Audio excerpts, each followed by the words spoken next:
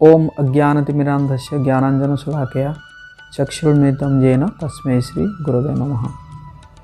तो इस वीडियो में हम दूसरे नंबर से श्रीमद् भगवद गीता का पहला अध्याय का दूसरे नंबर श्लोक से छठा नंबर श्लोक तक हम चर्चा करेंगे। प्रथम अध्याय का नाम है कुरुक्षेत्र के युद्ध स्थल में सैन्य निरीक्षण। दूसरा नंबर श्लोक। संजय उवाच दृष्ट्वा तु पाण्डवानीकं व्यूढं दुर्योधनस्तदा आचार्यम उपसंगस्य राजा वचनम ब्रवीत। संजय ने कहा, हे राजन, पांडु पुत्रों द्वारा सेना की व्यूह रचना देखकर राजा दुर्योधन अपने गुरु के पास गया और उसने ये शब्द कहे। तो जैसे कि हम पहले चर्चा किए थे कि Dhritarashtra was doubtful and he was fearful, और ही वॉज होपफुल कि कहीं धर्म क्षेत्र का प्रभाव मेरे पुत्रों के ऊपर तो नहीं पड़ जाएगा। और दूसरा, ही वॉज होपफुल कि कहीं धर्म क्षेत्र का प्रभाव अगर पांडवों के ऊपर पड़ जाए तो पांडव हो सकता है कि युद्ध से भाग जाए या युद्ध ना करे। तो संजय उसको क्लैरिफाई करने के लिए, कंफर्म करने के लिए धृतराष्ट्र को कह रहे हैं कि ऐसा कुछ नहीं हो रहा है। अभी आपके पुत्र जो पांडु पुत्रों द्वारा सेना की व्यूह रचना को देखकर आपके पुत्र जो दुर्योधन है अभी अपने गुरु के पास जा रहे हैं और वहाँ पे जाके ये शब्द कह रहे हैं। तो यहाँ पे देखा जाए तो वैसे दुर्योधन जब देखते हैं जो पांडु पुत्रों का जो सेना का जो व्यूह रचना जो देखते हैं तो दुर्योधन भयभीत हो जाते हैं। लेकिन एक कूटनीतिज्ञ होने के कारण वो अपने भय को छुपाकर वो अपने गुरु के पास जाते हैं और जाके फिर आगे श्लोक बोलते हैं। तीसरा नंबर श्लोक। पश्येतां पांडुपुत्राणाम आचार्य महतिम चमुम व्यूढ़ाम द्रुपद पुत्रेण तव शिष्येण धीमता। हे आचार्य, पांडु पुत्रों की विशाल सेना को देखें जिसे आपके बुद्धिमान शिष्य द्रुपद के पुत्र ने इतने कौशल से व्यवस्थित किया है।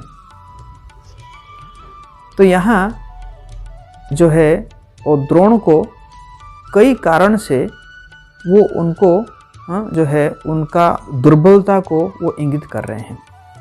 एक्चुअली यहाँ पे देखा जाए लिखा हुआ है द्रुपद पुत्रेण।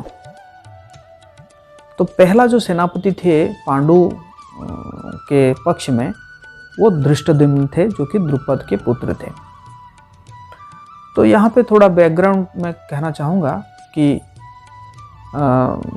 जो द्रोण और द्रुपद ये दोनों एक ही गुरुकुल में पढ़ते थे और उस समय उनके बीच में बहुत अच्छी मित्रता थी। तो द्रुपद एक समय में कहे कि मैं आपको जो है जब मैं राजा बनूंगा तो मैं आपको आधा राज्य दे दूंगा। तो द्रोण उस समय तो विनम्रता से कुछ कहे नहीं, लेकिन बाद में जब द्रोण काफ़ी दरिद्र हो जाते हैं, उनको इवन जो अश्वत्थामा को खिलाने के लिए उनके पास भोजन नहीं होता, उसको दूध पिलाने के लिए दूध नहीं होता, तो वो जाते हैं अपने मित्र द्रुपद के पास जाते हैं, जो है कम से कम कुछ ज़मीन और कुछ गाय लेने के लिए।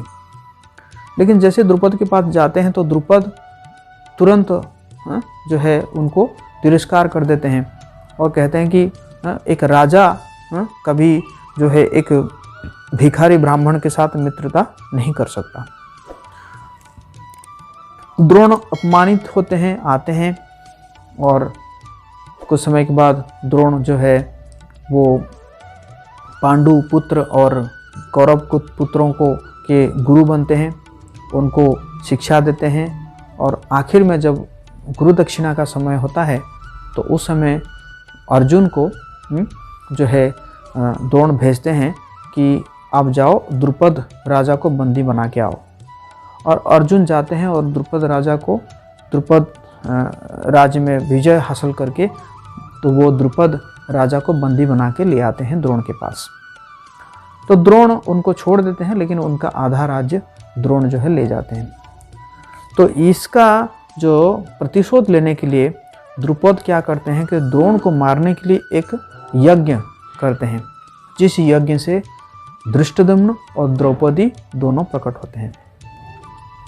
तो द्रोण को मारने के लिए धृष्टद्युम्न प्रकट हुए थे, लेकिन बाद में द्रुपद धृष्टद्युम्न को ही द्रोण के पास भेजते हैं शिक्षा हासिल करने के लिए, जो है ये अस्त्र विद्या शिक्षा हासिल करने के लिए।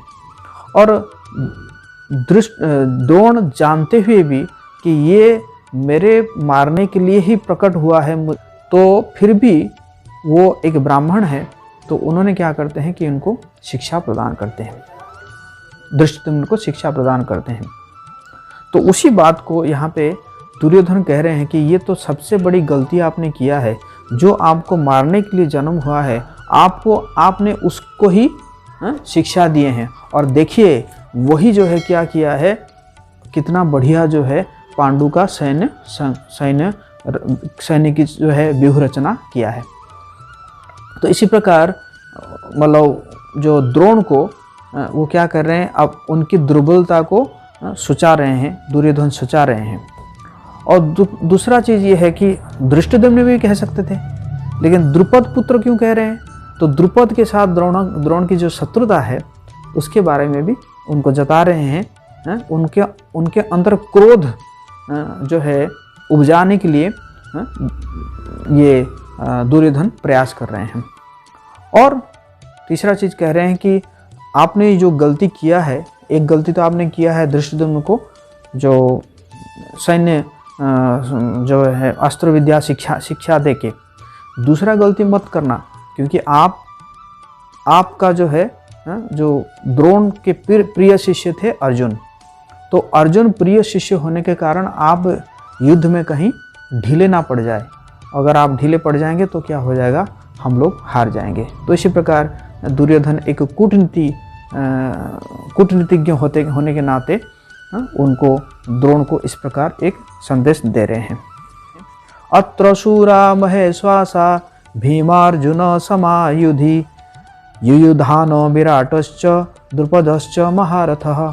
चौथे नंबर श्लोक में कह रहे हैं, इस सेना में भीम तथा अर्जुन के समान युद्ध करने वाले अनेक वीर धनुर्धर है, यथा महारथी युयुधान, विराट तथा द्रुपद।